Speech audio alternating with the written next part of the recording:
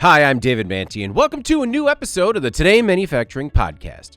With me this week are Jeff Reinke and Anna Wells. We're the editors of Manufacturing.net, Industrial Equipment News, and Industrial Distribution, among others, and we each have more than 20 years of experience covering this wild, wonderful, and wacky manufacturing industry. Every week, we cover the 5 biggest stories in manufacturing and discuss the implications they have on the industry moving forward.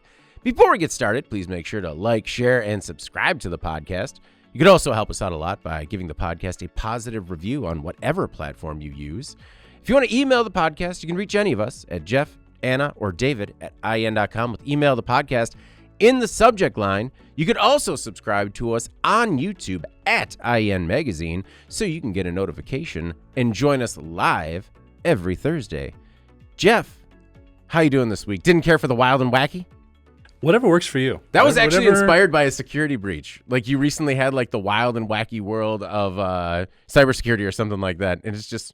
You just liked it? So it just came out of there. You just stole with pride? Isn't that what we do? Well, sure. Yeah. That's fine. I'm crediting you. Steal first, credit later. Fair enough. So thank you. Yeah. Yeah. No worries. How you been? I'm all right, man. Yeah. That's I can tell you're doing well. I don't even need to ask. Yeah, no, it's like the high pitch and the tired eyes. You can tell I'm all right. Yep. Yeah. Anna, how you doing this week? Good. Ready for a big afternoon with the tired eyes and high pitch. I'll bring it in. I'll rein it in. It'll be all right. You It'll won't. Be all right. You won't. Just whisper. You won't. You won't. This week's episode is brought to you by Blumira. Manufacturing continues to be the most highly targeted sector when it comes to cybersecurity attacks. Hackers are getting smarter, and the key to combating these ongoing and evolving threats is understanding them. The good news is that the good guys are getting better at spotting bad guys and showing you how to fight back. So, watch this short new video, Manufacturing's Most Concerning Cybersecurity Trends, right now to learn about the latest hacking trends, like how supply chains and logistics services are coming under fire and how you can negate these vulnerabilities. There's a link to watch the video in the live chat. There's a link to watch this short video in the body copy. Our first story this week. Apple hit with $634 million in damages in Apple Watch patent infringement case. MedTech company Massimo has been awarded $634 million in damages by a U.S. district court in the company's patent infringement fight against Apple. The patent suit is connected to the health monitoring technology that Apple embeds into your smartwatches.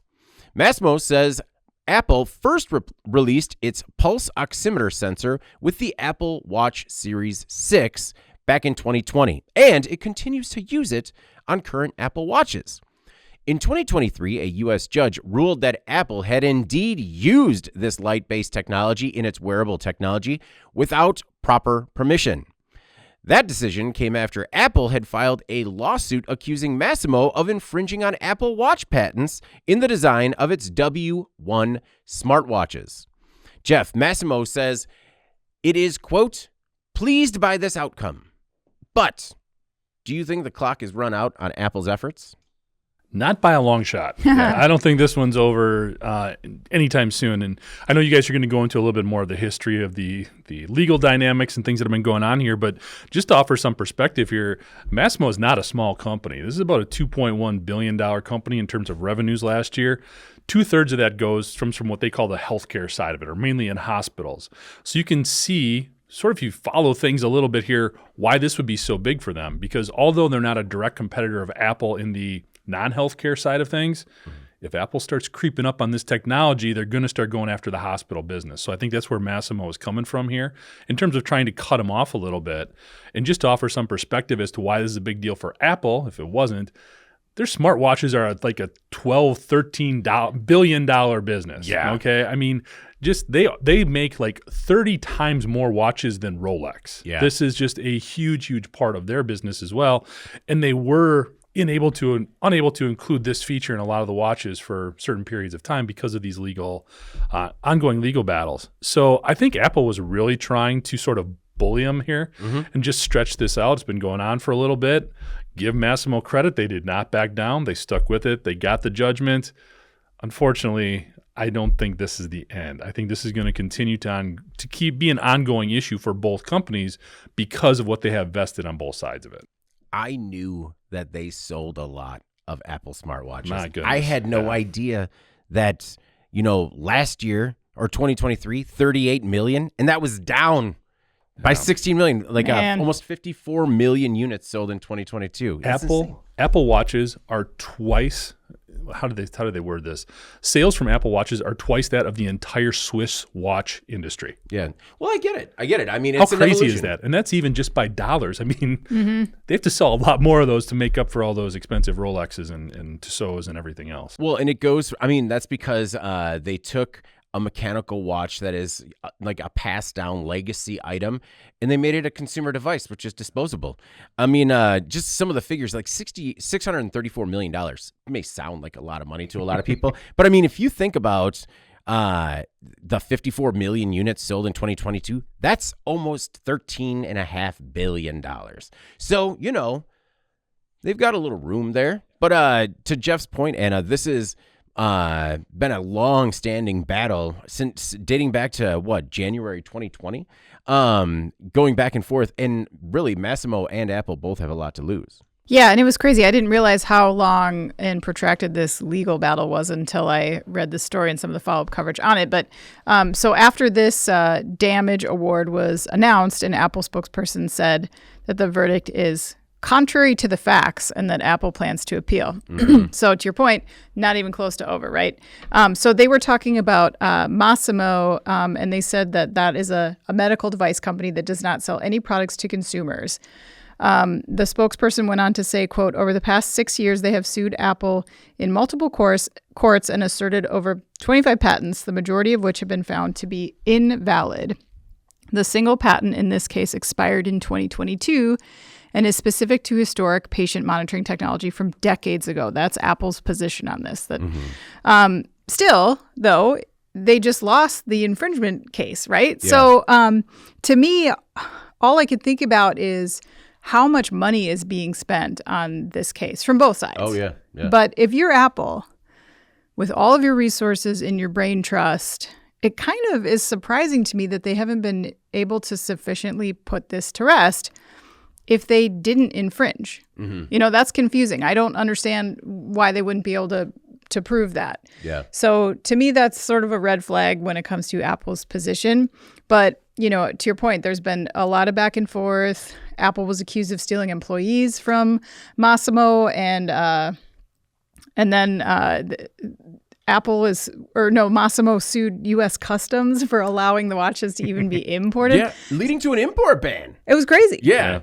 So to see how litigious this has become, and the impact of how much money has actually been spent here to both defend each position is crazy. And again, it would be great if Apple could just say, here's why we didn't, but it doesn't seem like that argument's working for them.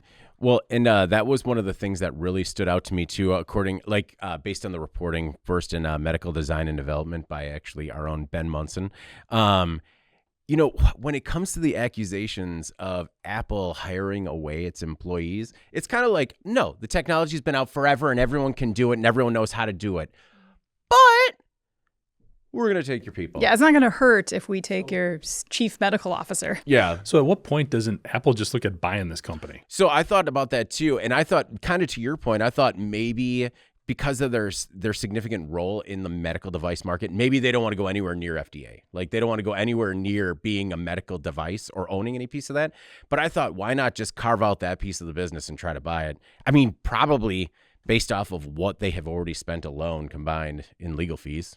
I mean, even just let Massimo continue to do that part of it. Let them stay on the clinical side and just buy the company. I mean, the lawyers would hate it. Yeah. I mean, that had to have been a conversation at some point. Right? Just like, hey, we know how to solve these things. But I mean, yeah, tens of billions of dollars in sales every year. So a lot on the line. Our next most popular story this week, Oshkosh Defense to cut 160 workers following Q3 sales slide. Oshkosh Defense is laying off 160 employees in Wisconsin.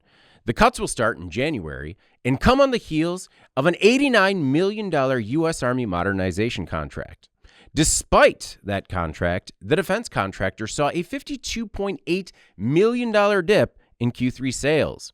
Oshkosh says the move is a direct result of overstaffing after the company lost out on a lucrative government contract. 2 years ago, you might remember we talked about it here on the podcast, Oshkosh Defense whiffed on a bid to make more Joint Light Tactical Vehicles, or JLTVs, for the U.S. military. AM General landed that 5-year deal, $8.7 billion, back in February 2023. Jeff, it looks like Oshkosh Defense is now pivoting away from military-only vehicle production, recently rebranding its defense segment as, quote, transport. Do you think Oshkosh became too reliant and perhaps too complacent when it came to its role as a supplier to the U.S. military? So just to be clear, we're talking about Oshkosh Defense. Correct. Oshkosh, remember, huge company, lots of different offerings, different transportation vehicle type products. So 100%. They did. And I think really there's a lot of lessons. This really isn't just a job elimination story or a layoff story. I think there's a lot more things going on here that really impacts or can be relatable to a lot of different manufacturers. So first of all, when you look at what was going on here, Oshkosh Defense really built up, especially along these light tactical vehicles. Yeah. It was really based on a lot of desert warfare, a lot of urban warfare. When you look at where wars were being fought in the Middle East, things going on in Africa, these were the types of vehicles and the types of assets we needed in those locations. Well, what have been the military stories we've been covering lately? It's about dealing with stuff if something happens basically in Asia, China, Russia, things of those nature. So what are we talking about? We're talking about planes with longer ranges. We're talking about autonomous drones. We're talking about ships and submarines and things like that can get to places that are further away from us. Not as much land-focused stuff. Yeah. So it makes sense for the fact that a company like Oshkosh probably waited too long to make some of these pivots.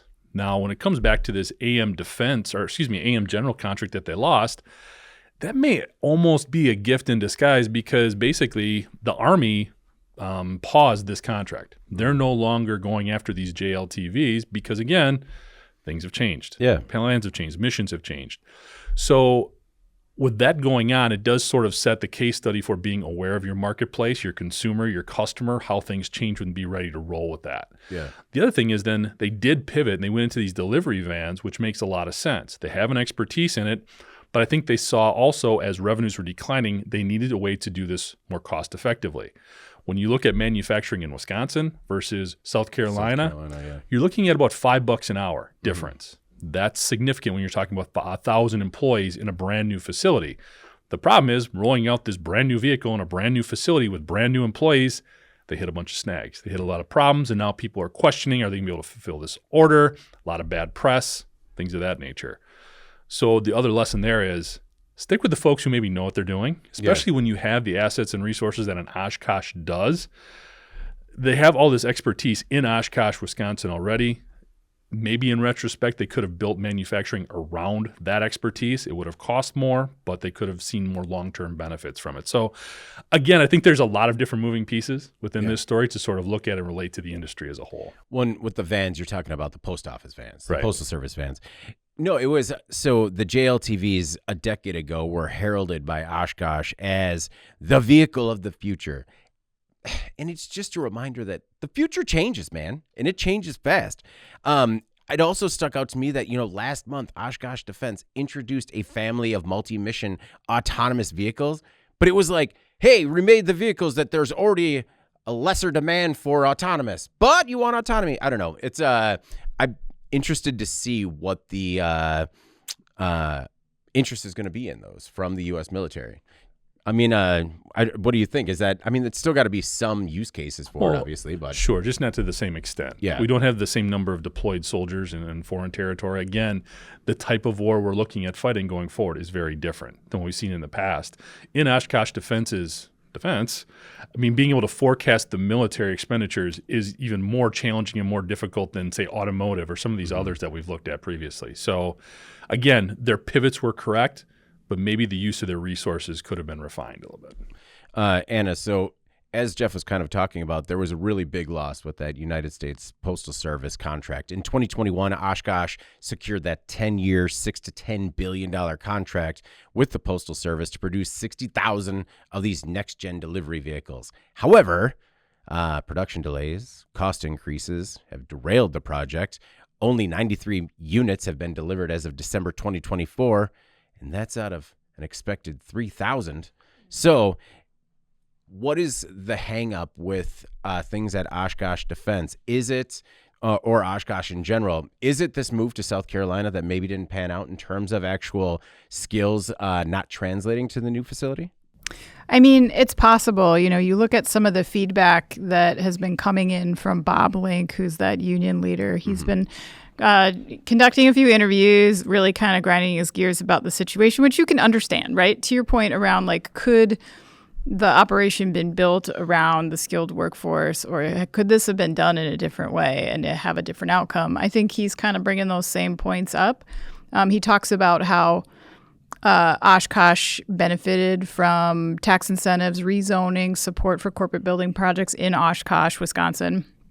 And he said, quote, "Stop forgetting about your workers here at home." Yeah. So that was an interesting tone to take. But I mean, I think what's true also is Link and the union has kind of like relented to the fact that there's nothing they can do about this. Oshkosh is saying that the layoffs are happening in spite of company efforts to retain skilled workers. And what they said was, and this was via local WBAY, despite proactive measures to expand available work and retain our skilled team members, including upskilling programs, insourcing efforts, and voluntary reductions, we continue to experience overstaffing in certain production areas. As a result, you know the rest, but I think suffice it to say, we talk a lot about upskilling and reskilling as being almost the antidote for these business troubles that manufacturers have. Like, let's find a different place for them. Let's try to reskill them and use them elsewhere.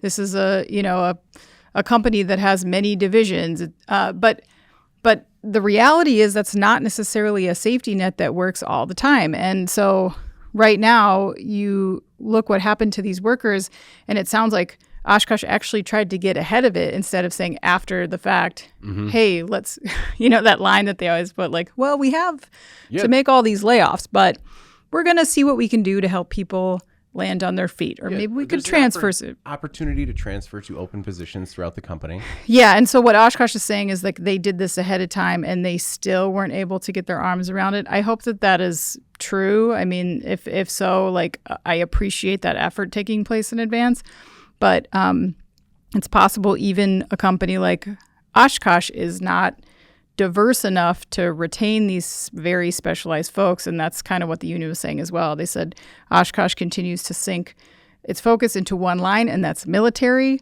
despite everything else that's going around. And so I think they felt like that was unfortunately a casualty of that focus. Well, and it's, companies are not in the business of losing money or missing on predictions, right? These are best laid plans that Oshkosh Defense thought would make them successful going forward, right? Understanding changing market dynamics, upskilling and reskilling their workforce. They had it all in line, and it's you can do all of that planning and still miss. And I think that is a really key takeaway from this, that despite everything that they tried, it still didn't work out. Sometimes it just doesn't work out. All right, our next most popular story this week. Food. Ford. Food is now, Ford. There's an R there. Thank you. Yes, we're all here. It's going to be a good day. Ford is now selling used cars on Amazon, where, coincidentally, they also sell food. Ford has revealed a new sales strategy. Starting this week, you can buy a pre-owned Ford on Amazon.com. Now, according to Wikipedia, Amazon.com Incorporated, doing business as Amazon, is an American multinational technology company that engages in e-commerce, cloud computing, online advertising, digital streaming, and artificial intelligence, just to make sure we're all base level, everyone knows what Amazon is. Thanks for that, and thanks for using Wikipedia as your source. Well, you gotta get the best information out there. Well, and plug them, because not everybody may be familiar with them either, right? Good point. Yeah, Good I mean, point. it's an educational tool for those out there that haven't heard of this Wikipedia. The Detroit Free Press says Ford will let buyers shop, finance, and purchase a certified pre-owned Ford on this Amazon.com. Ford isn't leaving the dealers stuck in neutral as the buyer schedules pickup from participating dealerships. Ford believes that addressing key steps online can actually free up time for their dealership staff, enabling them to focus more on the, quote, experience than paperwork. It might also give them time to walk you through your car's new bells and whistles, which are becoming increasingly more technical to operate. Right now, you can only buy a Ford on Amazon in LA, Seattle, and the Dallas area, but the plan is to roll it out to other markets soon. Hyundai seemingly set off this trend earlier this year when it started selling cars and accepting trade-ins on Amazon Auto. Anna, in your report, you say the biggest benefit could be that you don't have to talk to anyone anymore.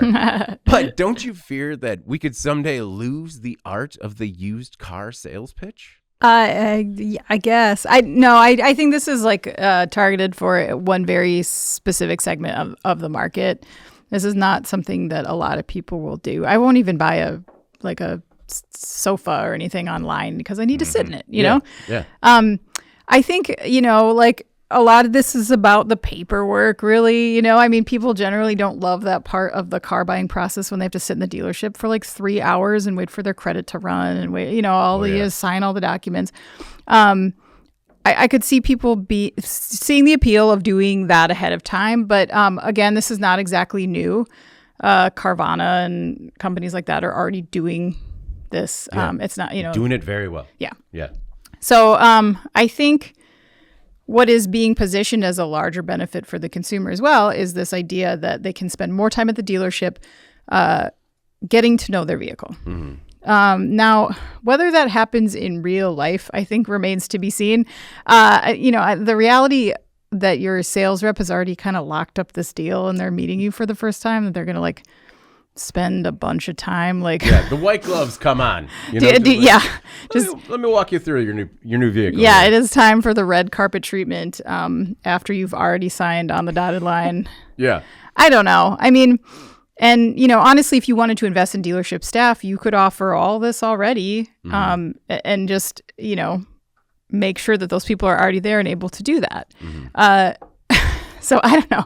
I think that to me that points to there's got to be some sort of a cost savings component to this for Ford. Oh yeah. I mean, of course they like being able to position it in another place, maybe access some customers that don't feel comfortable with the dealership experience. People say that they don't like it. Mm-hmm. I get that as well. But I'm sure that there is some cost savings for Ford as well. But the other thing I wanted to point out, and this is something Reuters reported that I hadn't seen elsewhere, but Ford is saying that 160 to 180 dealers have expressed interest in the program. There's more than 2,800 Ford dealerships in the United States. Which indicates to me that there's certainly some hesitation here from the dealership network. That is not a surprise to me when you consider how dealerships are very protective of their role within this sales process in automotive. So this may feel like it's encroaching a little bit on what they do, and maybe they're concerned about what happens to their role in this process and wanting to maintain some control over that. So I think we'll see a lot of dealers maybe want to see how this plays out a little bit, how big of a segment of their overall sales this online division would be, and then maybe decide to get on board or maybe not. No, those stood out to me too. Like when they're just like, no, it opens up your staff to provide more value, and then they're kind of nebulous as to what that value is going to be. Yeah. And then like, whoa, we're not cutting out the dealerships. They still got to pick it up there. And it's just like, great. Like other than the side of the road, you can pick it up at a dealership. The one thing that I understood is that it could be a good deal for dealerships that rely on like maintenance and services and getting more people. I know that those are becoming a bigger area for them to bring in revenue, like revenue generators. And so maybe there's that as a pro for the dealerships. How is it different from physically buying the car in real life? Well, because how would it increase your maintenance revenue? Oh no, like if you just sell more, Fords in that area to people that otherwise wouldn't go to that dealership, it would expand the service network. Potentially, yeah. But I mean, yeah, I don't know. Like it would be a hard sell for me, I'll be honest, but well, it's not. It's not for me. I was thinking the same thing. I was just like, we have the one person in the office that bought his car in Carvana, perfectly happy with it. And it's the same thing. I read the story. Jeff, I'm sure you were the same as well. You read the story and you're just like, great. You know what? I can look it up and kind of get ahead of it, but I'm still going into the dealership. But I'm surprised with how many more people are buying cars used and new online. No, I'd agree. It's like a third. Yeah. I personally could not do it. What I feel like this could be for the dealerships, if they use it correctly, or maybe it'll be tweaked over time, is when you look at advertising and marketing dollars for dealerships, like they spend a fair amount of money in a lot of traditional like print newspapers, stuff like that. This could maybe supplement that. I could see this being a really great sort of research curation tool, being able to go onto Amazon and say, I'm looking for an SUV. I want about 50,000 miles or more, whatever. Yeah. And being able to sort through and see what's available at a given dealership before you go. Yeah. Maybe you narrow it down so when you go in there, you say, I want to look at these two, or I don't know, something along those lines. I could see it being extremely beneficial that way, although a lot of dealerships already have that on their website. So I don't know. Maybe it helps diffuse some of those operational costs.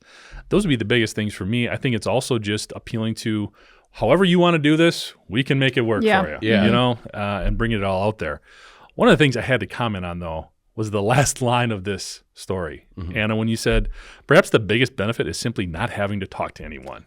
So I said that because I know a lot of people, and I think it's like a younger generation thing, people who grew up with the internet, but I know people who will not call to order a pizza. They do it on an app. Yeah. And like the people who are like very anxious with those types of transactions taking place face to face or even over the phone. Mm-hmm. I agree with you, but that's a problem.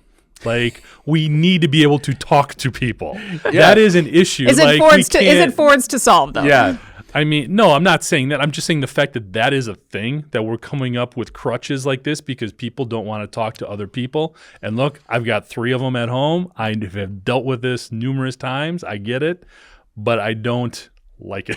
Yeah, I guess that's what I'm trying to say. It just bothers me that like that's a thing that we have to deal with, is people not wanting to deal with people, because when that gets into it, and we've had people come in here for interview for jobs, and you could tell they did not want to interface with another human being if they didn't have to. Wouldn't even make eye contact. That is hard to see. And I mean, that is a huge challenge going forward as we just try to be better and communicate and be more clear about what's going on in the world in general. I mean, I know I'm getting kind of out there with this, but that one definitely caught me, and I was like, man, if this is what we have to come up with so people don't have to talk to people, I'm kind of worried. Yeah, no, it's more like as a final thought element for me, but it's just, I mean, I bring it up all the time, like, go out, see people, talk to your neighbor, interact with other people. Like, we're all human beings working together on this earth. Like, and you need to remember that sometimes. I mean, I was just at a birthday party. I was talking to one of the parents at the birthday party. Not once made eye contact. Not once. Just always over here. Just wouldn't talk to me in the eyes. Just always looking over here. And I'm just like, hey man, hey, come on, bring it over. And it was like we had a perfectly delightful conversation, but I felt like we never really had a connection because it was just like, why are you being weird? Yeah, just like he just wasn't comfortable in that situation. That's all. Right. And so I decided to just keep pressing. Right, yes. And I'm like, I will break him. I can picture this. Yeah.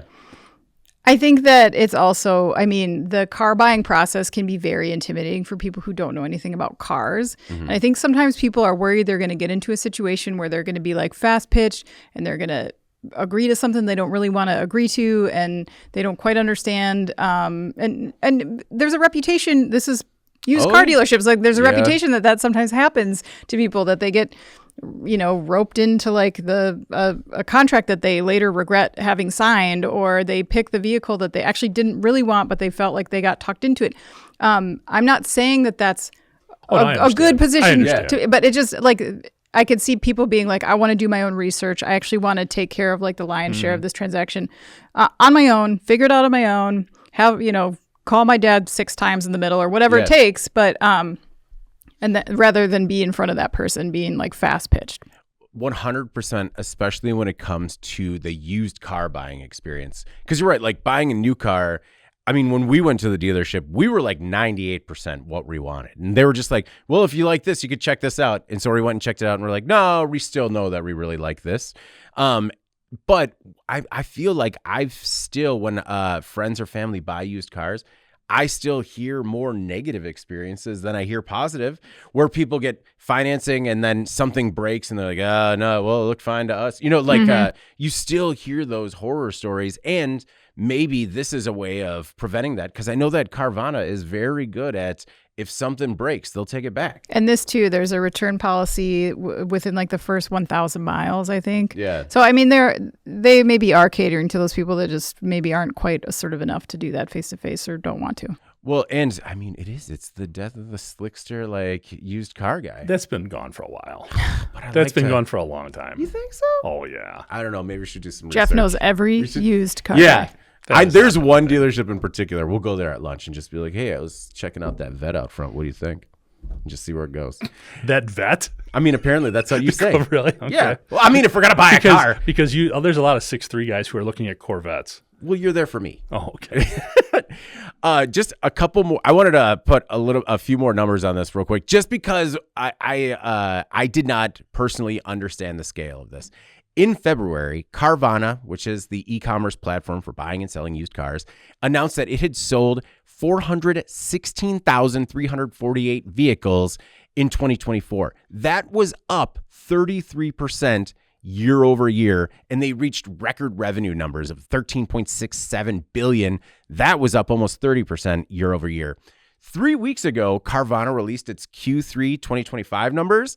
They sold almost 156,000 vehicles in Q3. That's up 44% year over year. They did almost $5.7 billion in sales last quarter, up 55% year over year. And they're hitting all-time quarterly records. Is that exclusively online? Because I mean, I see the dealerships. The lots, I should say, maybe not the dealerships. But I mean, can you go there and just do a traditional acquisition, or is it 100% online? I don't know. I don't know. I think that's just Carvana overall. It would be interesting to see what that split was. But that is incredible volume and incredible growth. Rob, who's watching us live, says, Ford ruined its brand years ago. Thanks, Rob. Sun's still shining with Rob. No middle ground on that one. No, none at all. I mean, if you have the opportunity, please provide a little bit more context as to which part or in what way the brand was ruined. All right, our next most popular story. U.S. Mint presses final pennies as production ends after more than 230 years. Up until last week, the last time the U.S. killed a coin, it was 1857. I remember it well. The U.S. ended penny production last week, ending the coin's more than 230-year run. Treasurer Brandon Beach said taxpayers are going to save $56 million. Billions of pennies remain in circulation, and you can still use them. They just aren't making any more of them. The half penny was the last U.S. coin to be discontinued, and for similar reasons. Little to no value. Most penny production ended over the summer. According to the AP, which was there for the final run, mint workers stood quietly on the factory floor during the final pressing, quote, as if bidding farewell to an old friend. Oh, wow. Yeah, they leaned in. That's sad. Yeah. As fewer pennies were being punched, some retailers say the phase-out was rather abrupt and came without any government guidance as to how to handle transactions. Some businesses rounded prices down to avoid shortchanging shoppers. Others pleaded for exact change. Jeff Leonard of the National Association of Convenience Stores told the AP, quote, "We have been advocating abolition of the penny for 30 years, but this is not the way we wanted it to go. Still, nixing the little Lincoln could provide cost savings and faster transactions. Plus, Everyone else is doing it. Canada dropped their pennies in 2012. So, what's next? Likely the nickel, which cost nearly 14 cents to make. The dime cost less than 6 cents to produce, and the quarter still only 15 cents. These last few pennies are going to be auctioned off. Jeff, what will you do with the last few pennies in your sock drawer? Use them or hold them, because they will obviously become collector's items and sell for millions of dollars in the future. There's only, millions of them still out there. We made over 3 million. Yeah. We made over 3 million pennies just last year. Yeah. So, but over I don't time, think I'm going to take any special Put them with your baseball cards. accommodations there. So I know I did this last week, but I'm going to get up on my soapbox again this week and talk about not looking at things all the way through, just sort of on the surface. And I want to start by saying, again, I've got no dog in this penny game. I am not here trying to save the penny. I just want us to look more thoroughly at things. Mm-hmm. As you alluded to, yes, it does cost more to make than what it is worth. So does the nickel. You know what else does? The 50-cent piece. Yep. Do you know how many 50-cent pieces we made in 2015? 4.6 million. I know you knew that. But I wouldn't have guessed 4.6 1% million. of that. Okay. What are they being used for? Yeah, like Just all those cash games. Hold on. Tooth fairies? Just hold on. What? Okay. I'm not done yet. Yeah. Wait, you want to get fired up. Just give me a minute. So one of the things that makes sense with e-commerce, credit cards, all of that, we're making fewer coins. So to, our credit, we're down from 9 billion pennies in 2015 to about 3 billion last year.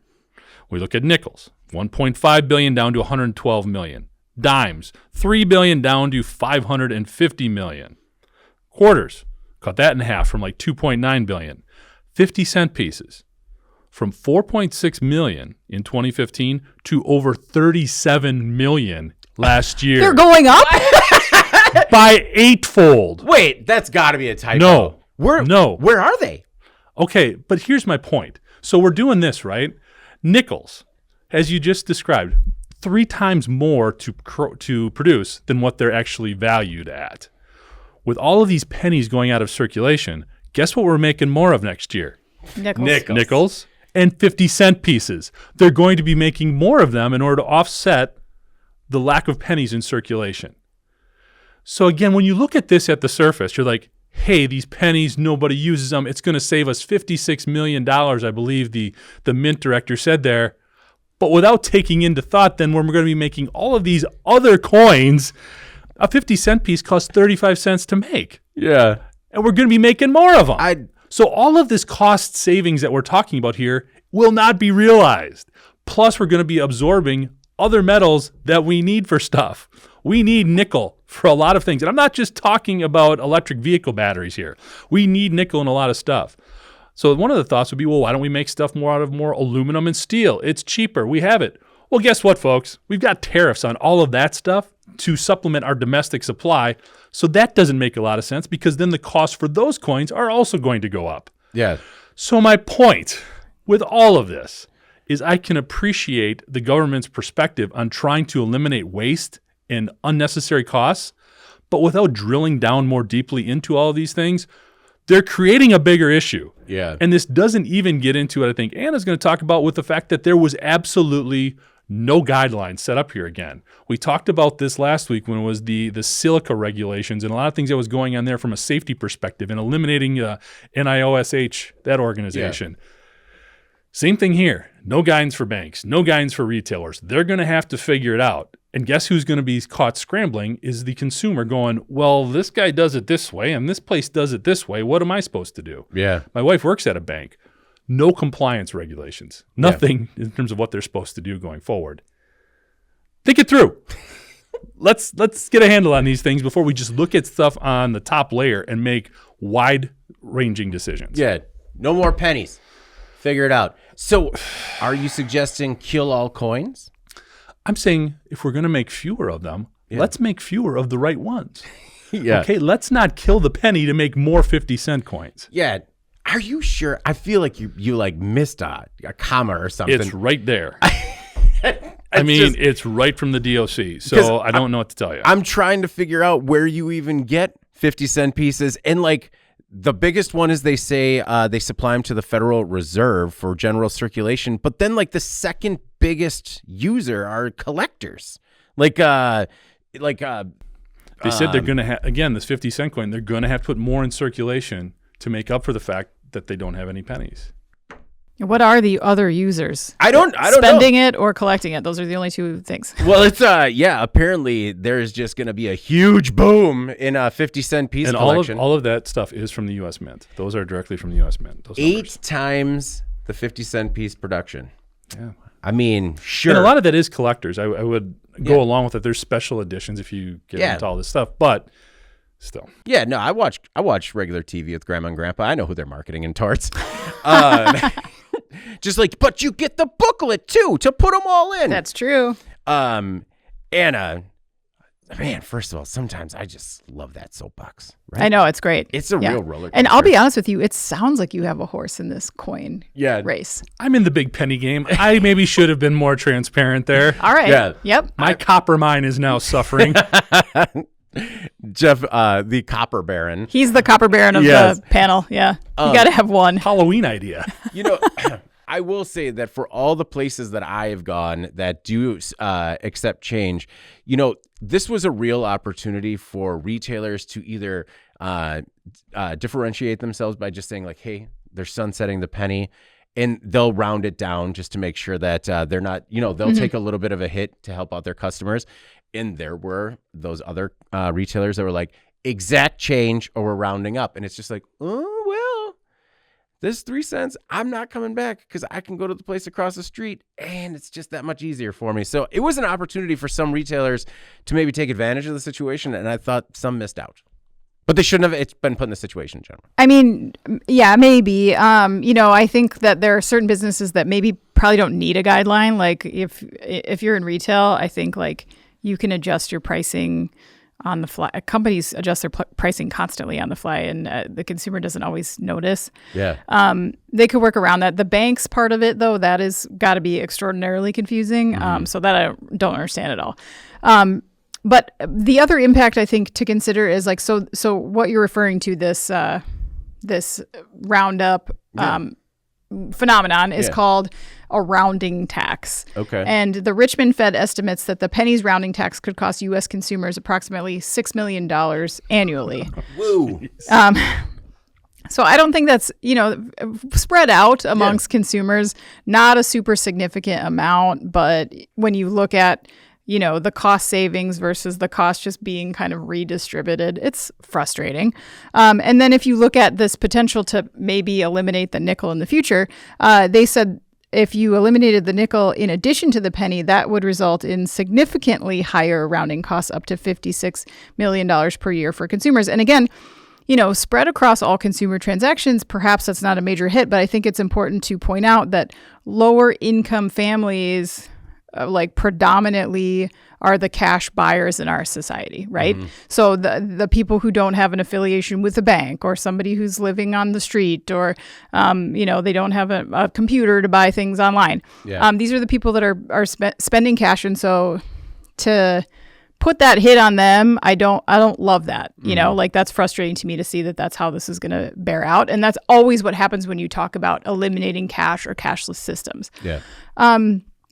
So something to consider, I think, as a byproduct to this. The other thing I just wanted to mention, and here's my soapbox, Jeff, just real quick.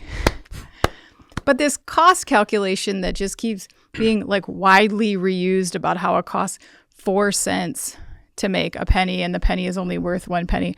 Okay, but if you use a penny one time and then throw it in the trash, yes, that's insane to spend 4 cents to make it.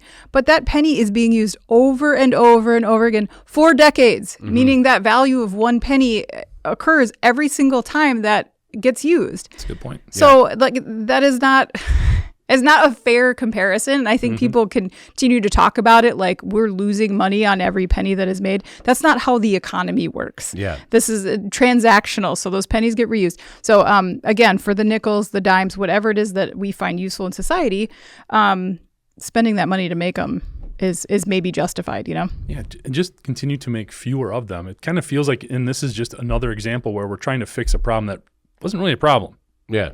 Well, it's not really fixed. No, Yeah. great, yeah. Yeah. I think that and I couldn't find like a firm number. It just said that the average penny is in circulation for many years. But so I'm curious because I'm a sucker for a press a penny. Like if I'm at a zoo. Oh yeah, love them. So is it gonna be like this like wafer press a 50-cent piece? Just like it comes out and it's like the size of a CD. The giant gorilla on it, because I'm all in on that one too. I'm fine for that. I don't know. Let me know the next time you're at a major zoo when you find out. And I was curious as to like what the recommendations are. And so David Rosenstock, he said, Rosenstock, he's a certified financial planner with Wharton Wealth Planning. He recently told CNBC, now is a good time to cash in. Because coins have been eroding in purchasing power, they take up space, and they are becoming less convenient to use or exchange. And one thing that's kind of sad is that it's becoming so much more difficult to change them in. Like many banks are reducing the number of lobby coin counter machines that they have. I would legitimately leave my bank if they wouldn't take my coins. Like we've had a situation a long time ago in the past where we brought like a coffee coin full of a coffee can full of coins into the bank. They said they were too dirty. They're like, we don't even want your dirty money. They refused to take it. And so it's already a hot button issue. And then it transitioned for like a minute where like they were phasing out those counter machines and you had to like put them in the rolls yourself in order to trade them in. And is Coinstar still a thing? The Coinstar machines? Yeah, but those are trash. Like Coinstar is trash because they charge you like 10%. So so you'd rather I just feel like you find the hardest possible transactional way to do places. everything. Yeah, Yeah, like Coinstar is an everything. abomination. yeah. No, not always. You know just what, most times. son? We're gonna put these in the roll ourselves. I'm pretty sure. Put them in the bathtub. We're gonna wash them. We're gonna put them in the rolls ourselves. I'm pretty sure in my bank you don't even need to be a member. You can go in there and use the coin counter. You should ask because you can't. Like so, and that was also. What are you gonna do? Stop you as you're Jeff gets pouring the special coins treatment in there? because his wife works at a bank. That's right. Yeah, these competing are the better, perks too. These are the perks. No, so I was previously a Wells Fargo member, and they would not count your change. You had to put it, and I don't know if it's changed because I was like, when I left them 20 years ago, you had to put them. You stomped out in disgust and never looked back. I did. I said, between this and your refusal to make good on the many bad checks I've written for you guys, I'm out of here. And it's completely my decision. They also noted that there's just less need for coins overall. And, the longer you hold on to these things, unless you do truly have something of value that's rare, the value of your coins erode over time with inflation.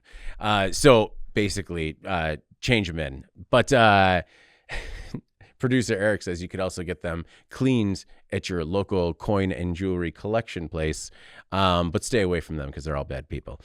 That's a different story for another day. So I will be taking my change in. And I still we have like I have like you called me the copper baron. I feel like David does really have a dog in this fight somewhere. Let these Seems coins. like it. He seems very. You got so many dirty coins at home. They're not dirty anymore. You got to keep them clean. Somebody's wronged your change. That's right. They have, and they hurt my feelings. No, I just I put them through like a little rock polisher real quick before I bring them in, just to shine them up a little bit. Sometimes it rounds them a little bit too much.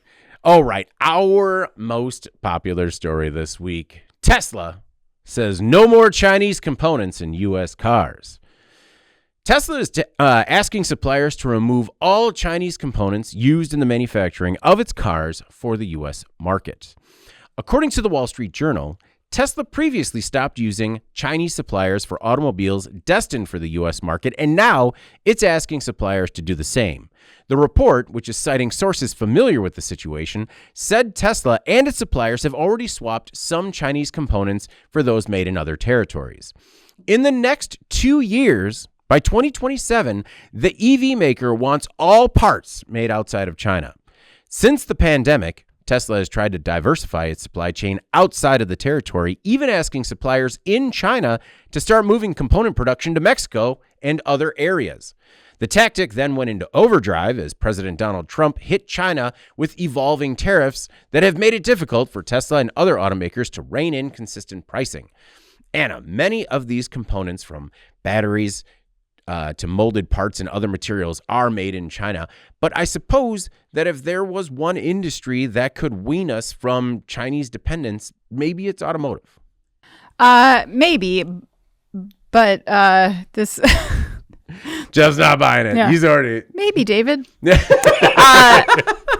This is going to be a big lift for Tesla. Yeah. And they're not the only automaker who is trying to do this. Prior to this pronouncement from Tesla, GM, it was reported, had asked its suppliers to start to decouple from China. They said that they don't want any components coming from China anymore. Of course, both of these automakers have been working on this since the pandemic. So everyone's had a little bit of a head start. But actually tightening this whole thing and cutting the cord, I don't see that actually happening anytime soon. If you look at what GM's doing, for example, they're setting a 2027 deadline for this. They are reportedly the automaker that's in the best shape to do this because they have already invested in a lithium mine in Nevada. They've partnered with a magnetics company in the US as well. So they have some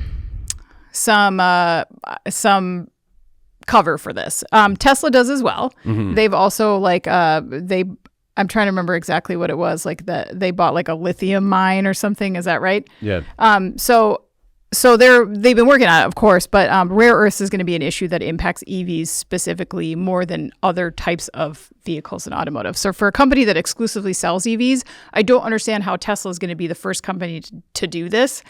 I don't think they will, because if you look at China already dominates the supply chain for so many different automotive components, but LFP cells, that is a huge problem for Tesla. That is still Tesla's biggest import from China for its energy storage products. And while Tesla has its own plant that it started, as I mentioned, it's supposed to be online in 2026. That's going to support just a small fraction of what they actually use. The CFO of Tesla remarked that this initiative will take time. Mm-hmm. I feel like 2 years is an Elon Musk projection. I don't think that's anywhere near reality to completely cut off your supply chain from China. I just don't think that that's going to happen. That's a good way to label those now. Just oh no, that's just my Musk projection. Yeah, that's Elon Musk time. It's not real. Time. It's that's in the 180 work hours a week or bust.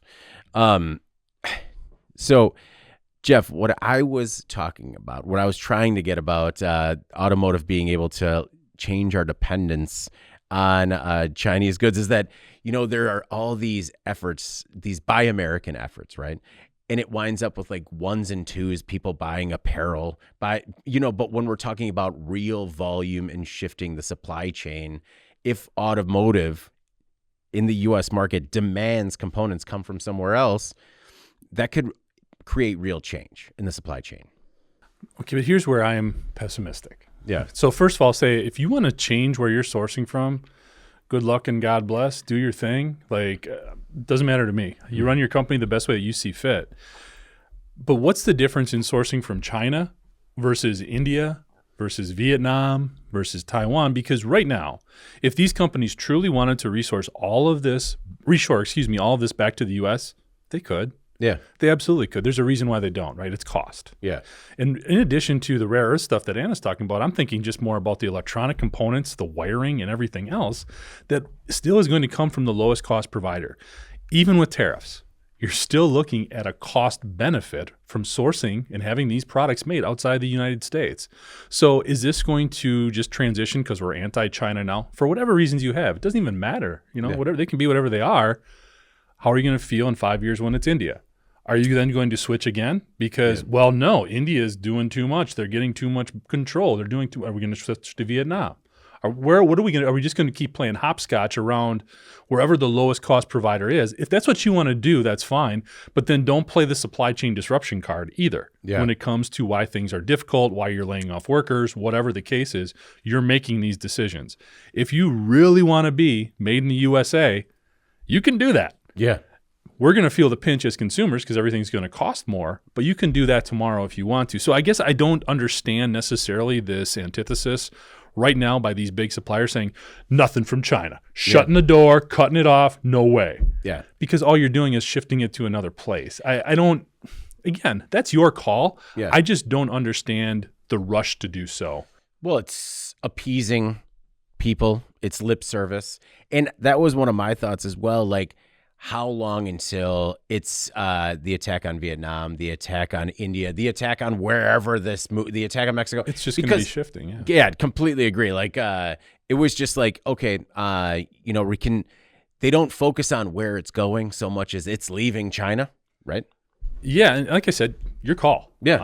I don't, whatever you want to do. It's just confusing. It's just like a very short-term approach to potentially solving a problem as opposed to looking at what you want to do longer term. Yep. If you want to make your supply chain less volatile, great.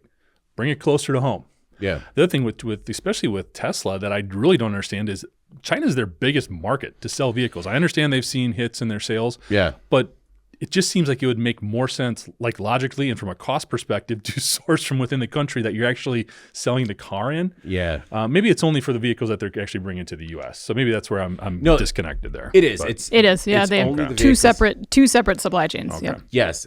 But even that. yes, it also seems like a big conflict of interest because there's no way that you can hide this entire effort to take all this business out of the Chinese market and then still try to sell your product to the Chinese market. Be like, no, bad, China bad. Just wool until you're buying my China's car. good enough for China. China's not good enough for the cars sold anyplace else. But do you think that it's also China specifically like banning the export of certain critical materials in the last 6 months? I mean, that kind of is making people nervous about China specifically because they know that they will play hardball on trade if they want to, and that they could lose access to these critical materials that they need, and they're trying to get around that. I don't know if it's the same everywhere exactly, Fair enough. I think that's, again, I feel like that's short term because this could change in 3 years. Oh, it's all short term. Yeah. Yeah, I mean, that's an interesting point. Like, because they're the only one that's pushed back, like, then we got to get out. Whereas, we're the U.S. is kind of the one that stirred up this entire scenario to begin with. And Tesla didn't buy mine, but they've invested and partnered with mines. Well, we certainly know that all the parties involved here are certainly not prone to rash decision making. So luckily, there will be more long thought out processes going forward. And, we'll do what's best for not only the company, but the countries involved. All right. Before we jump into, in case you missed it, we have another word from our sponsor. This week's episode is brought to you by Blumira. Manufacturing continues to be the most highly targeted sector when it comes to cybersecurity attacks. Hackers are getting smarter, and the key to combating these ongoing and evolving threats is understanding them. The good news is that the good guys are getting better at spotting bad actors and showing you how to fight back. So, watch this short new video, Manufacturing's Most Concerning Cybersecurity Trends, to learn about the latest hacking trends, like how supply chains and logistics services are coming under fire, and how you can negate these vulnerabilities. There's a link to watch the video in the live chat. There is a link to watch the video in the body copy. In case you missed it, stories may be not as popular on our websites, but still can make a big impact on the industry going forward. Jeff, what do you have for us this week? So when you talk about the industry going forward, that's what really kind of resonated with me when I picked this story. So I know this has been in the news a lot, but we're getting much closer more quickly than I thought we would be. Story I picked is shareholders of Union Pacific and Norfolk Southern support their $85 billion rail merger. So shareholders of those two big railroads backed the proposed $85 billion merger. This would create the nation's first coast-to-coast rail network. Roughly 99% of both railroad shareholders, voted to support the largest rail merger in history, but the U.S. Surface Transportation Board must still approve it before the deal can be completed.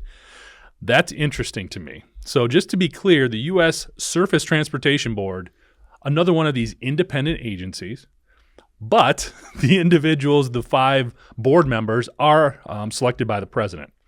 Now, in the past, this type of merger, because of its size and scope, it would have been under a lot more scrutiny.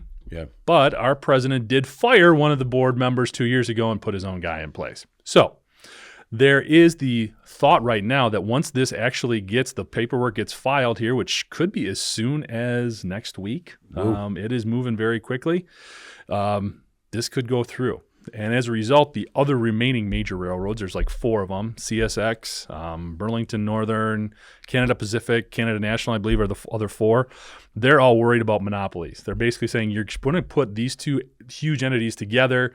There's going to be no control over pricing. Everything is going to basically hurt the consumer and everybody else because they're going to be too big. Mm-hmm. Nobody else is going to be able to compete.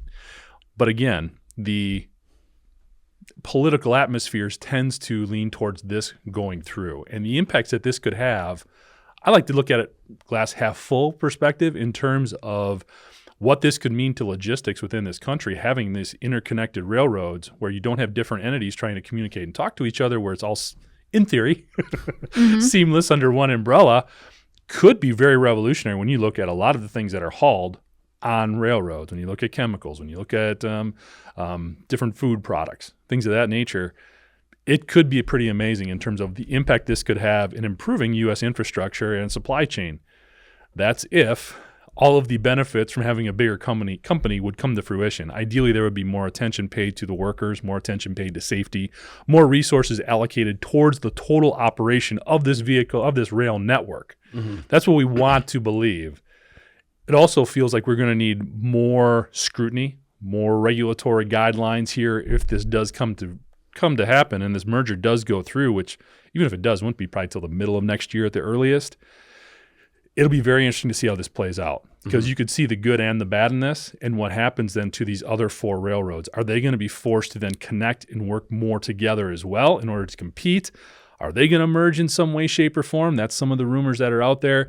Either way, if this moves forward, and it looks like it will, this will reshape rail logistics in this country without a doubt. Well, and it has critics on all sides of the aisle. So a group of 9 Republican attorneys general sent a letter to the STB just last Friday saying that they're concerned about the potential impact higher shipping costs could have on, quote, kneecapping American companies' ability to compete with foreign manufacturers. So there is a lot of concern. There was also earlier this month a bipartisan group of 18 U.S. senators similarly said, we write to express our concerns that the proposed merger between Union Pacific and Norfolk Southern will result in undue market concentration that stifles competition and therefore creates higher prices, lower reliability, and less innovation, all at the expense of America's manufacturers. So a lot of criticism, but I mean, to your point, probably a done deal already. Yeah. I do want to make one clarification. I think I misspoke. Donald Trump could not have fired that individual 2 years ago. That individual was opposed to another merger 2 years ago when President Trump took office. He then fired him. Oh, so, gotcha. Okay. Just to clarify that. Thank you for the clarity, because we would definitely hear about it. And what were your thoughts on this seemingly more and more likely merger? You were talking about the critics. There's other critics as well, and that includes the workers. The unions there's 3 major unions that are opposed to this mega merger. In fact, earlier this year, the Transport Workers Union said a supersized Union Pacific would be catastrophic for TWU, rail workers, shippers, and the safety of millions of Americans who live and work near freight rail. That's concerning too. Yeah. That's what the union believes, that there's going to be potential for this to create some safety concerns. And I know that if the union's not on board, I would like to hear more about why. Yeah. Concerns over the safety of just even people living in and around them? Right. That's what they said. My goodness. And I'm sure everyone's going to listen to everyone's opinion and, again, make a very thoughtful opinion and, make the right choice going forward, right? That's how we do it. Yep. Mine, in case you missed it this week, was about cannabis workers and about how they are developing asthma and how it can sometimes be deadly. A new study from Michigan State University found that exposure to potentially harmful materials are causing cannabis workers to develop asthma that has, in a couple of cases, turned deadly. MSU researchers recently pulled data from Michigan, California, Massachusetts, and Washington. They found 30 cases of work-related asthma and 2 deaths linked to asthma-related complications. Nearly half of the cases were people who did not have asthma. I repeat, they didn't have asthma prior to their work in cannabis. These workers were doing the harvesting, processing, and packaging. Those are the ones that are most likely exposed. Kenneth Rosenman, a MSU medical researcher, said cannabis dust and disinfectants were two of the biggest culprits. For example, we talked about it here on the podcast, but if you remember, in 2022, a worker at a cannabis processing facility in Massachusetts died after inhaling keef. That's the powdery substance that includes the cannabis trichomes. According to an OSHA inspection report, that True Leave employee was filling pre-rolls when she complained that she couldn't breathe. Rosenman warned employees and medical professionals to take work-related asthma complaints seriously. He said in the case of one of the asthma-related deaths, the employee's doctors didn't provide any medical restrictions. I chose this story because, as with any industry, particularly new and lesser regulated industries, safety needs to be of the utmost importance. And, when we have, it's still odd to me that everything that we've learned about dust and particulate in the air, it's still shocking to me that proper precautions are not being taken, even by these like relatively new companies that are trying to figure it out in a new industry. And while this is not regulated on a federal level, it's also another example of why we do need safety agencies to help protect workers from unknown situations like this. Jeff, I don't know if you had a chance to check out this story, but I don't know. It was, even being so close to the industry, sometimes there are these studies that come out and it's just like, well, yeah. And it's shocking to me that proper precautions aren't being taken. Well, and I don't want to blame the victims here or anything too, but I think one of the things is people don't assume the risks that come with inhaling different substances. I mean, I can remember working, again, I think I've brought this reference up before, worked in a manufacturing plant that made tanks, like for hauling like food and beverage products. Mm-hmm. So they would be inside grinding off welds, not even thinking about what you're breathing in. Yep. Mm-hmm. And then you come out of there after a couple of days, you're like, wait, what's going on? Mm-hmm. But those individuals aren't always being vocal enough and saying things to the employer saying, this is messed up, man. We need some different stuff. Because I still believe very strongly that more than 9 times out of 10, that employer, that manufacturer is going to say, let's get the right PPE in here to make sure you can be safe and do your job. You're always going to have the outliers. We do plenty of stories on those individuals. Yeah. However, there needs to be not only a recognition of safety concerns, but also that voice that brings us to the front so that the right resources can be allocated to address them too.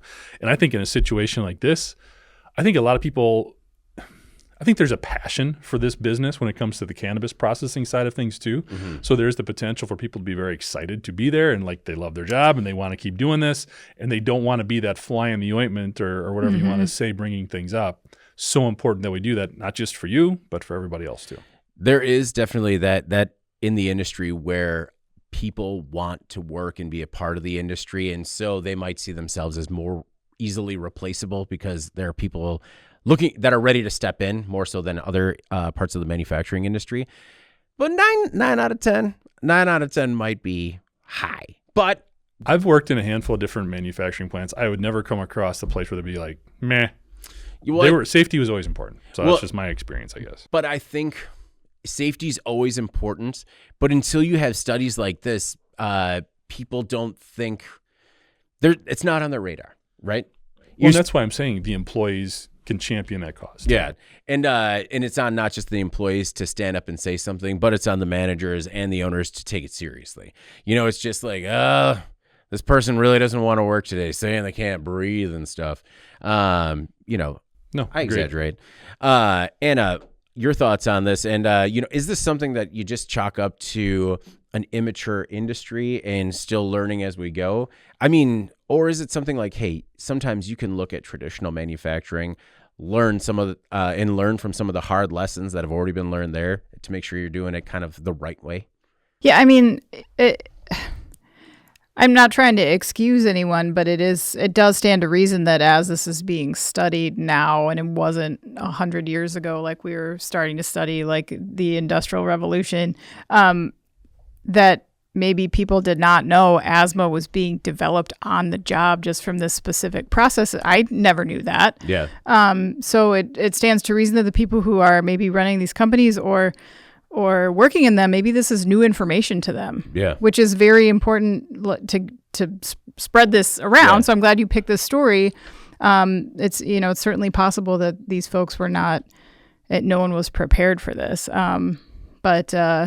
But yeah, I know it's scary to think about how when you said half the cases of the people who had asthma did not have it prior to their working cannabis. That's crazy. Yeah. I mean, it's a hard truth there. Well, and whenever these stories come up, you're always looking for the pre-existing condition, right? Mm-hmm. Or when you see that the worker died from asthma-related causes, you just automatically assume they already had asthma. Yeah, like what else was going on here? But, maybe nothing was going on here. Yeah, it was just they didn't think about it because they didn't know they had asthma. Mm-hmm. It reminds me of like how people have untreated diabetes because they didn't know they had diabetes. It's like, and especially if that's, there's a clear cause and effect. It's just an example of they need to take more precautions and any sort of a little bit more regulatory.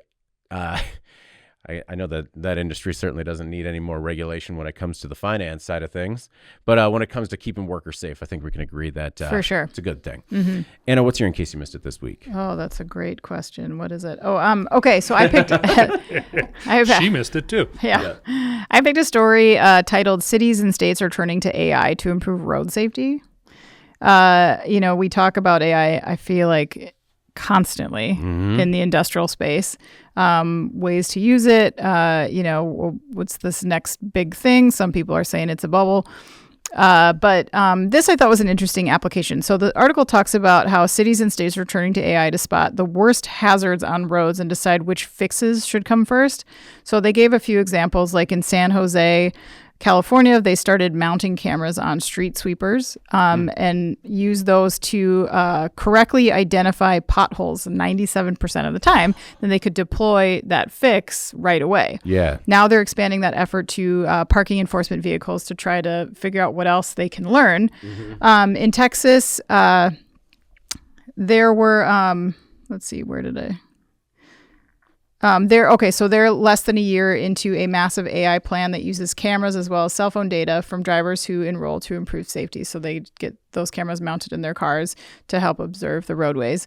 Hawaii is giving away 1,000 dashboard cameras as well to try to reverse a recent spike in traffic fatalities. They said the cameras will use AI to automate inspections of guardrails, road signs, and pavement markings, instantly discerning between minor problems and emergencies that warrant sending a maintenance crew.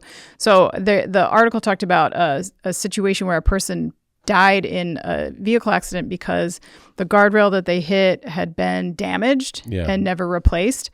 So this would try to get at those types of issues, right? That maybe aren't viewable from the naked eye, or you've got a lot of roadways to deal with. Yeah. So other states are using the technology to inspect street signs, figure out road congestion concerns that they have. So there's a lot of different ways that it's being deployed. And then the other thing that I thought was interesting here, so San Jose's mayor said that the effort would be much more effective if cities could contribute their images to a shared AI database. So they helped establish this thing called the Gov AI Coalition. It went public in March of last year for governments to share best practices and eventually data. So other local governments in California, Minnesota, Oregon, Texas, and Washington, as well as the state of Colorado, are all members of this forum. And the idea is that they can share their learnings. Yeah. So it says that experts in AI-based road safety techniques say that what we're doing now is largely just a stepping stone for a time when the large proportion of vehicles on the road will be driverless. Mm-hmm. But I thought it was interesting to see like how, I don't know, AI gets demonized a lot, right? But there are so many really exciting applications, just like whack-a-mole type stuff that is really hard to, with infrastructure. I mean, we talked about this before, like how many bridge inspections need to take place and how many bridges are like out of compliance. Yeah. Thousands and thousands. And how few bridge inspectors there are. Like, could you use AI for that? I feel like this is just kind of the starting point for those types of applications. Right. We need all those drones swarming bridges I guess. to send that information to this platform. I like the idea. I know that whenever you're traveling and you're just like, why are all those cars pulled over and then skitoosh right in like the pothole, and you just slowly pull off behind them. I know that this sort of technology certainly would have saved me $1,200 recently. Would be nice. No, and I definitely think that road conditions are a really good use case for this. I also think that it is a very slippery slope when we think about recording everything. I know that the AP just had a report about how law enforcement are using cameras to track how people are driving near the border in Mexico, and without any other sort of cause, using your driving habits as a reason to pull you over because they think that you might be up to something nefarious. And I think that can be awfully slippery when you're just looking at the data, making assumptions, and then proceeding with without caution. And sometimes that scares me, like in terms of overusing it. However, if this was just to improve road safety using cameras already mounted on cars and on street sweepers, I'm all for that. Because I hate to break this to you, but there's already cameras mounted on all the cars. I know. Yeah, no, I know. They're already everywhere. And I understand that. But, stressing the importance of essentially using the information for good, not evil. Mm-hmm. Yeah, that's obviously the big... the rub with AI. It's just like, we'll see what happens. I hope that it's for good, most of it, but that it's not going to be. Yeah. Like, Jeff, I mean, when you see something like this has to be, I don't know, maybe some sort of thing that could potentially lead to another thing. I think it is the thing. I think all the things that we've been leading up to, I think we're at the thing This here. is the thing that is the thing. I think so. And I think you're 100% wrong, David. This is only positive. There is only good things that can come out of this. I don't know why you have to be such a curmudgeon about things all the time. I believe it's called a realist, Jeff. I thought this was cool because one of the things that AI really, to borrow the term that Anna used, demonized here or villainized, is it's taking away jobs. But really what this is doing is exactly what all of this advanced technology should do, which is putting human beings in a place to do more of what we want them to do, which is make the fixes. Yeah. If you can sort of ease that lift on identifying all the things that need to be fixed and just focused on doing it, that we're going to get more done. Mm-hmm. So that would just stand to reason in terms of how this could not just help improve safety, but just infrastructure overall. Well, and hopefully, they could finally catch all of those tire manufacturers that we hear all those stories about when sales are down. They just ask that sales associate to go spread nails on the highway. We could finally find that mysterious person. Never heard that. You've never heard that before? What are you doing? No, come on. You've never heard that? Like, when the shop, things are slow at the shop, so they say, hey, go scatter some nails. Where have you lived? Yeah, this is. You've never heard that? No. Come on. What tire shop are you going Eric's to? heard it. I think you guys are just living in your own little bubbles, and everything's really nice, cozy, and neat. Are you? Yeah, I guess. I'm fine with. Pretty happy with that. I feel like the listeners and viewers Did you work got at me this on shop? This one. Huh? Did you work at this tire shop? I was never the nail man. I was never the nail man. No. No. Hey, it was a good year, though. Interesting. All right. Well, before we get out of here, let's do our final thoughts. Anna, what's your final thought this week? Our viewers can say goodbye to this view right here because I'm replacing my laptop finally after the hinge broke off the back of it and I can't see the time or battery amount. I thought this should be when I should do it, but I got to get better at that. That's that's my takeaway is like I'm constantly very reticent to replace things because I think I can just like inch them along for a little bit longer. I don't know where that scarcity mindset came from. I mean, yeah, I think it's just overall in terms of like not being wasteful. Right. Like you push it so far, like holding it together with like a shoestring and chewing gum or whatever. Yeah. And to like your own detriment for so long. I mean, we joked about my laptop sounding like a plane taking off. Jess is going through it. But yeah, there is, you can have preventative maintenance only so long. And at some point you can't repair, you need to replace. Yeah. I had to throw in the towel. But like I'm excited by how much laptop technology has improved in just 3 years since I've had this one. So yeah, are you going to get a bigger screen or a smaller screen? It's the same. See, I like this big screen, and I can't find one this big to replace this one. Oh, I enjoyed the downgrade just because Like a laptop shouldn't be too big for a laptop bag. And I was just I did like, have to find a special bag for this laptop. Yeah. I would agree. it was just, I like, Big and tall store for laptops. Once I moved on to this thing, I was like, oh, it's so much lighter. I can lift Like, it. Yeah. My final thought this week is that, we're going into the holiday season, and as an office, we participate in Secret Santa, and I just really enjoy that. It's one of my favorite things to do around the holidays, just because it can be fun, and it's I think it's really good in boosting morale, and for a very low price point, get everybody involved. I don't know. It's a good way to kind of show your coworkers that maybe you know them a little bit more than surface level. Maybe you don't. Maybe it's just the gift card in the shoebox. But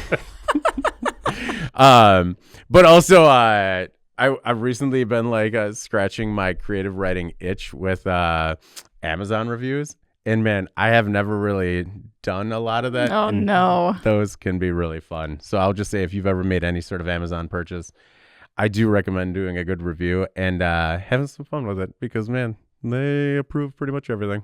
Just like, hey, they approve that, huh? All right. But it's just having some fun. Just having fun. What do you think, Jeff? You like Secret Santa? Love it. It's Yeah. great. Yeah. Good times. And it's you cater in lunch one day, do Secret Santa. Like it's 90 minutes, and I don't know. I think it goes a long way bringing the office together a little bit closer. Yeah, every office should have secrets, is what I think. Anna's saying, no, we need more secrets. More actually. Secrets that we put in Yeah. boxes. I know enough about you nail tossing people. Jeff, what is your final thought this week? Speaking of nails, Oh, actually, so I think a lot of people can probably relate to this one. Since my dad passed, I've been doing a lot of work around mom's house, just little stuff, light switches, lighting fixtures, that name it. And what gets me is every time there's like 4 different pieces of hardware. Oh. So like one will be a standard screw, one will be like a square, the other one will be a Phillips. And it's just like, what is going on here? Like basically my dad just kept all of these hardware and just whenever he needed something, just found something to plug it in. And I always thought it was more funny than anything because I do the same thing. Yeah. I keep all of this hardware. I've got the little, organizer thing, with the drawers and all that. And it was funny. I thought about this because last weekend, we were giving a piece of furniture away to my mother and father-in-law. They're building a new house. We had this bed, and I could not find the hardware. Could not find the hardware to put this bed frame together. yeah. Thankfully,